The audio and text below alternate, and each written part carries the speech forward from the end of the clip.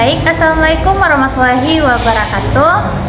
Hai semuanya, perkenalkan kami dari kelompok 1 ingin memaparkan hasil observasi kami di SD nomor 24 Impres Salepa. Nah, sebelum kami memaparkan hasil observasi kami, izinkan kami memperkenalkan diri terlebih dahulu.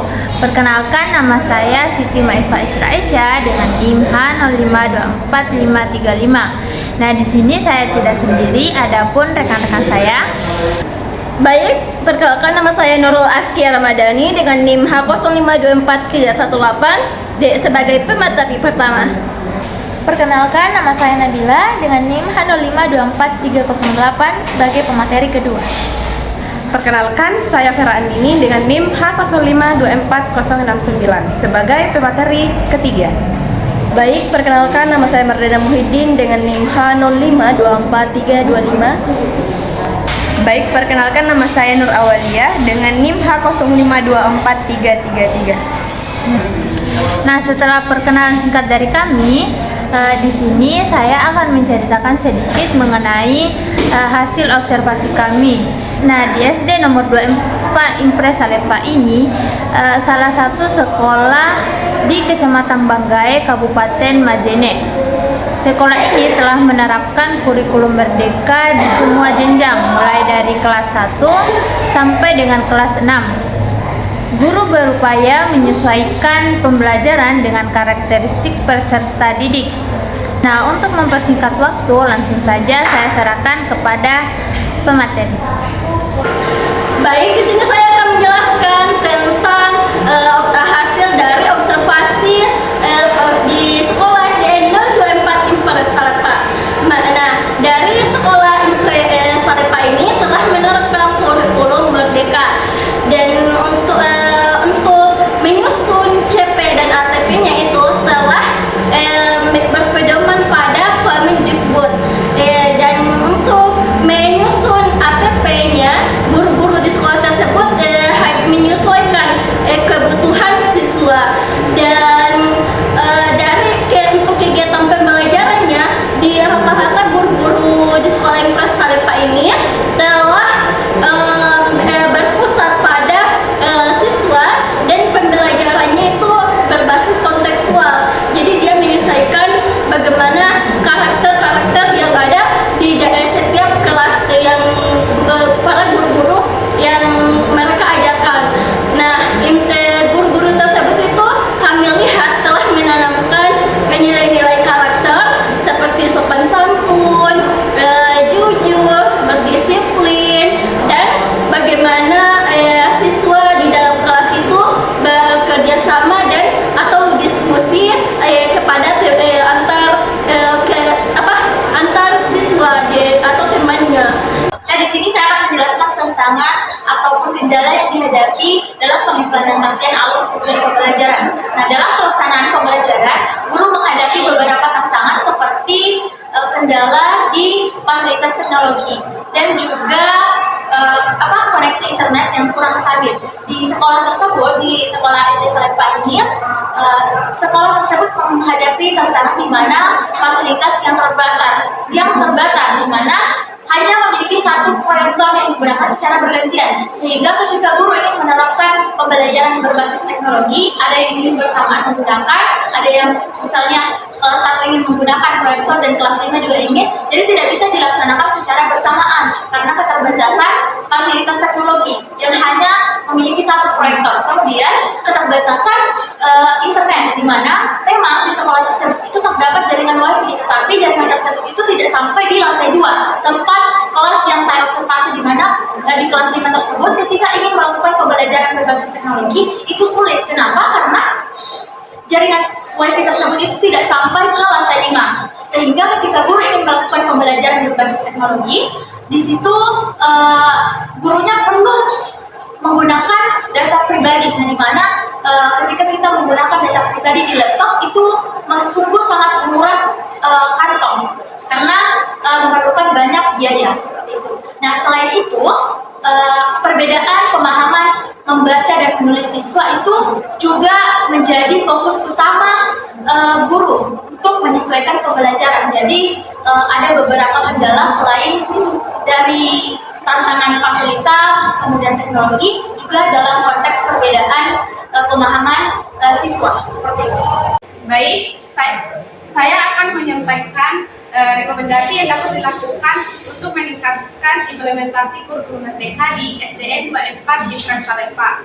Pertama, sekolah perlu mengusulkan penambahan proyektor serta penguatan jaringan internet. Ketersediaan teknologi yang memadai akan sangat mendukung kelancaran pembelajaran agar sesuai dengan tuntutan kurikulum merdeka. Kemudian yang kedua, sekolah perlu mengadakan pelatihan rutin bagi guru, khususnya terkait tentang penyusunan perangkat pembelajaran dan penerapan strategi mengajar yang inovatif. Dengan peningkatan kompetensi guru, proses pembelajaran akan lebih efektif dan sesuai dengan kebutuhan siswa. Kemudian yang terakhir, sekolah dapat menetapkan program wajib untuk meningkatkan kemampuan membaca, menulis, dan berhitung siswa atau literasi dan numerasinya. Program ini penting untuk meminimalkan kesenjangan kemampuan siswa dan menjadi dasar keberhasilan dalam pembelajaran di kelas. Nah, kami berharap rekomendasi ini dapat menjadi pertimbangan bagi pihak sekolah agar implementasi kurikulum merdeka dapat berjalan lebih optimal dan menjadi lebih berhasil bagi seluruh peserta didik. Terima kasih. Baik, kemudian selanjutnya ada pun aspek yang sudah sesuai dengan panduan kurikulum merdeka. Jadi berdasarkan hasil analisis yang telah kelompok saya lakukan, kami menemukan bahwa ada beberapa aspek yang sudah sesuai dengan kurikulum merdeka. Guru telah melaksanakan pembelajaran yang kontekstual, aktif, dan berpusat pada siswa. Misalnya, guru mengajak siswa berdiskusi, bekerja sama dalam kelompok, dan mengaitkan materi dengan situasi nyata di sekitar mereka.